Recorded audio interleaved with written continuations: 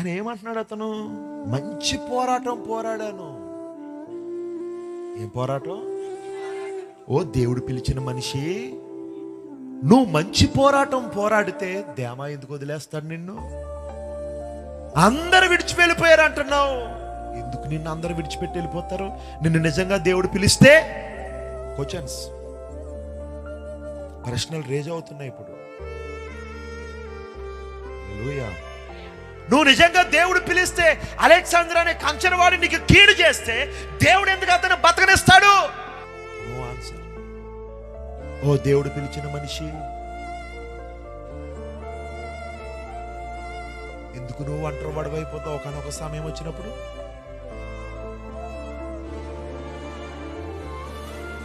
ఓ దేవుడు పిలిచిన మనిషి,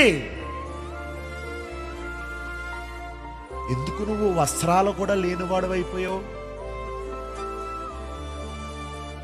ఓ దేవుడు పిలిచిన మనిషి, నువ్వు చెప్పే సమాధానం ఎవ్వరు ఎందుకనట్లేదు? దేవునికి మహిమ కలుగునుగాక.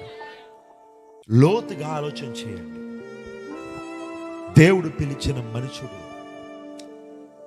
అతని లైఫ్, అతని జీవితం ఒక సామాన్యమైన జీవితం కాదు.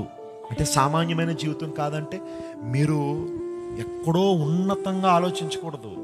అంటే అతను డూప్లెక్స్ బిల్డింగ్లో ఉంటాడు, బెంజ్ కార్లలో తిరుగుతాడు, అతన్ని వేల మంది ఫాలో అవుతారు.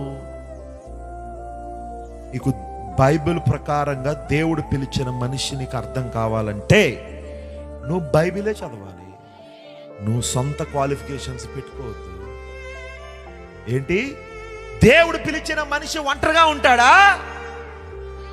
దేవుడు పిలిచే మనిషి చెప్తున్న సమాధానాన్ని ఎవరు వినకుండా అందరూ విడిచిపెట్టి వెళ్ళిపోతారా? ఎస్, అది పౌలు జీవితంలో జరిగింది. అది వస్త్రాలు లేని పరిస్థితి కూడా అతనికి రావచ్చు.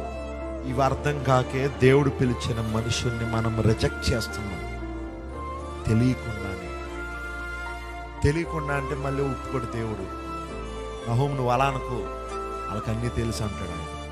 ఎలా ప్రభు అంటే, నేను వాళ్ళకి ఆల్రెడీ బైబిల్ ఇచ్చాను, వాళ్ళకి ఆల్రెడీ నేను వర్తమానాలు ఇచ్చాను, తెలియక చేస్తున్నాను నువ్వు అనకు నహూము అంటాడు ఇప్పుడు ఆయన.